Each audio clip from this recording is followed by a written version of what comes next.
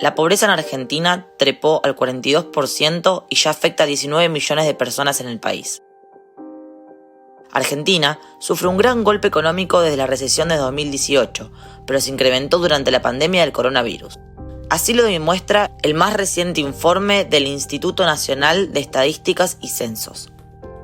Lo que más preocupa hoy en la Argentina es el impacto económico social. La inflación y los precios en primer lugar, pero asociado a inflación y precios, la caída del poder adquisitivo de la población, porque han caído los salarios, porque han cerrado empresas, por lo tanto hay menos ingresos para una parte muy importante de la población. Hay que pensar que en la Argentina está prácticamente la mitad de la población bajo la pobreza.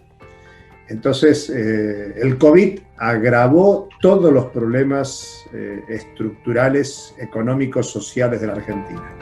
Aproximadamente 14 millones de argentinos no tienen ingresos suficientes para cubrir la canasta básica, ya que un hogar en situación de pobreza recibe 25.000 pesos cuando la canasta básica tiene un precio de 44.000 pesos. Generalmente una pandemia o algo similar lo que impacta en una primera medida, dejando a un lado todo lo sanitario, es una caída en el salario real, como también un aumento en el desempleo, una caída en la tasa de actividad. Y en ese sentido, cuando sucede todo eso, lo que impacta finalmente es una desmejora en las condiciones sociales, lo que significa en pocas palabras un aumento en la desigualdad, como también un aumento en la pobreza y en la indigencia. En las casas de indigencia, aquellos hogares en donde sus ingresos no les alcanza para cubrir la alimentación, sus ganancias están por debajo de los 10.000 pesos, según indica el INDEC. Sin embargo, los más afectados son los niños. Las estadísticas oficiales revelan que de los 9 millones de niños de hasta 14 años, 5 millones son pobres. De mi perspectiva, hay que hacer políticas no solo para decir, bueno, qué porcentaje de la población es pobre, sino, ok, los pobres, ¿qué tan pobres son los pobres puntualmente? O sea, ¿qué tan lejos están de la canasta básica total? Y yendo para otro punto, algo que es mucho más de núcleo, lo que hay que tener en cuenta es el tema de la pobreza estructural, multidimensionalmente hablando.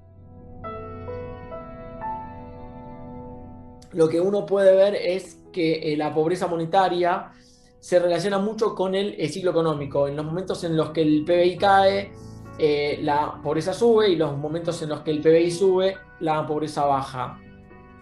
Y en ese sentido uno no puede ver a largo plazo qué es lo que pasa por el simple hecho de que uno tiene el efecto cíclico del mismo PBI. Y para eso sería interesante ver la pobreza estructural, ¿no? Ver qué porcentaje de los hogares tienen tantas carencias, como por ejemplo falta de cloacas, o que más de 3 personas vivan en un mismo cuarto, y cosas más de lleno, más de núcleo, ¿no? Y en ese sentido creo que la pobreza estructural es un problema que hay que combatir y lleva mucho más tiempo que la pobreza monetaria. Ante este panorama, el gobierno destinó ayudas mensuales a los más afectados, desde seguros sociales, asistencia alimentaria, hasta bonos extraordinarios. Pero la pandemia no dio tregua. En el segundo trimestre del 2020, el Producto Bruto Interno se desplomó un 19% y el desempleo subió al 13%, una de las estadísticas más altas de América Latina.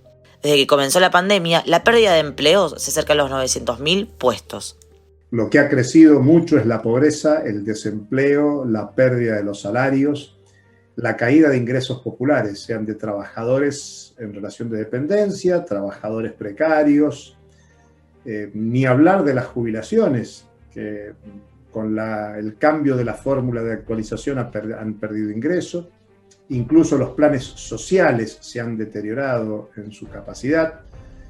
Por eso fue importante en el 2020 una cantidad de políticas compensatorias que se llamó gasto COVID, pero curiosamente en el presupuesto 2021 no hay previsto presupuesto COVID. Ahora se están aplicando algunas medidas, se han mejorado algunos ingresos, pero en el marco de una tendencia de impacto regresivo en los ingresos populares. O sea que sin ningún lugar a dudas, la emergencia sanitaria se va constituyendo cada vez más como una catástrofe sanitaria. La inflación de mayo de 2021 ha sido del 4%, según estimaciones de las consultoras. Los precios continúan encareciéndose a un ritmo muy alto, sobre todo el de los alimentos, y este aumento afecta de forma directa al nivel de pobreza.